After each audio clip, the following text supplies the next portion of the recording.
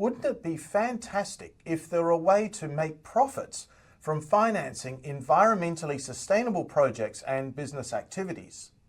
In other words, is it possible to capture a greenium or a financial premium in exchange for doing good from green finance?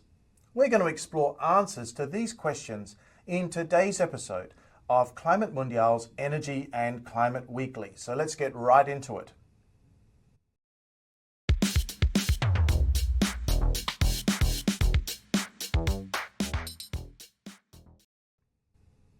Over the last decade, green finance has become a popular way of labeling financial products and investments where the underlying activities being financed are beneficial for the environment.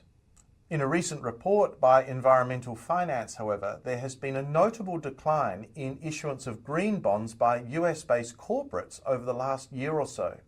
The article claims that the trend predates the arrival of the Trump administration in January of 2025. However, as we know, President Trump has withdrawn from the Paris Agreement on climate change and is also encouraging other activities like drilling for energy in the United States.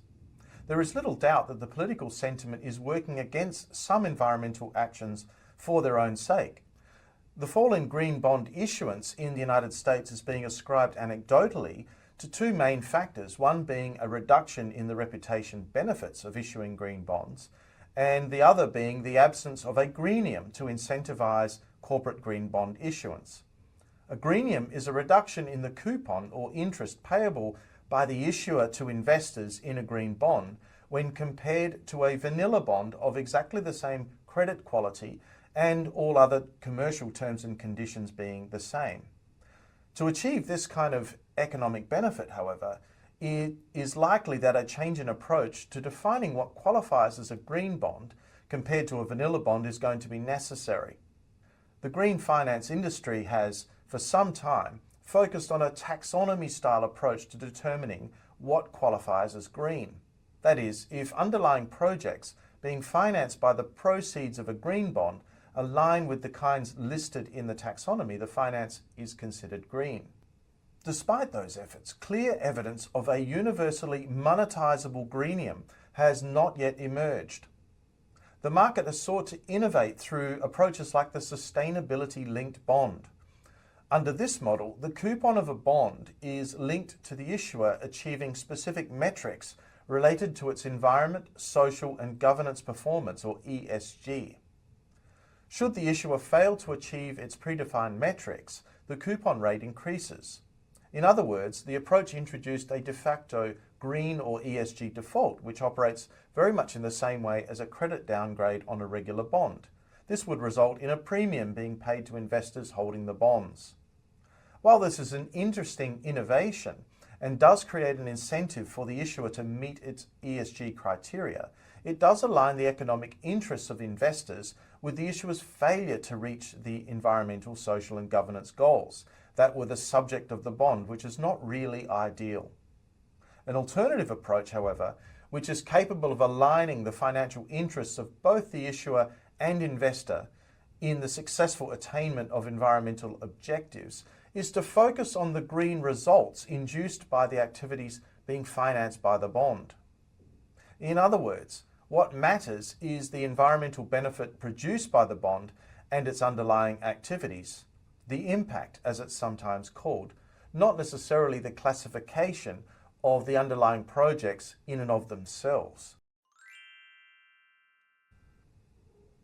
The environmental benefits, if they are certified, measured and verified using an appropriately recognized standard, can subsequently form attributes with the potential to be bought and sold by market participants independently of trading in the green bond paper itself.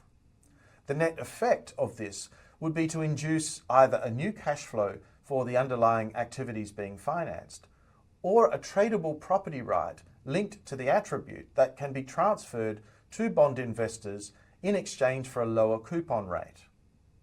This kind of approach is not new. In a New York Times report in 2010, industry participants had been considering ways to link projects financed by green bonds to the European Union's price of carbon dioxide permits. Under the structure contemplated in that report, investors would have the choice of taking a return from the bond as either a regular coupon or as a lower coupon, plus the delivery of a pro rata share of the attributes that are produced by the projects financed by the bond. Furthermore, in this paper published in 2017 defining green finance for climate change, a definition of green finance themed for climate-related benefits was proposed that summarised the principal eligibility criterion that would determine what is and what is not a green bond. That definition was, quote, any finance or financing instrument that either causes, enables, or supports the delivery of a positive and quantified climate externality, end quote. It should be noted that this kind of approach may increase the overall transaction costs of a green bond, adding complexity to project eligibility assessments, as well as ongoing measurement and verification. If done to robust underlying standards, however, it would validate the additionality of the projects being financed. This could act as a safeguard to counter the claims of greenwashing that can otherwise negatively affect the reputation benefits of corporate issuance of green bonds. As the search for solutions to the underlying business models of green bonds capable of unlocking the greenium continues, the time to revisit the green bond definition has possibly now arrived. If you have projects that are in a position to generate carbon or biodiversity credits and earn revenue from that, it makes sense to consider how to leverage that to get the best possible financing terms. Have you had any experience with green finance? Have you got any other ideas about how to achieve a greenium? Let me know what you think in the comments section below. Thank you for joining me today, and I look forward to seeing you again soon in the next episode of Climate Mundial's Energy and Climate Weekly. Bye for now.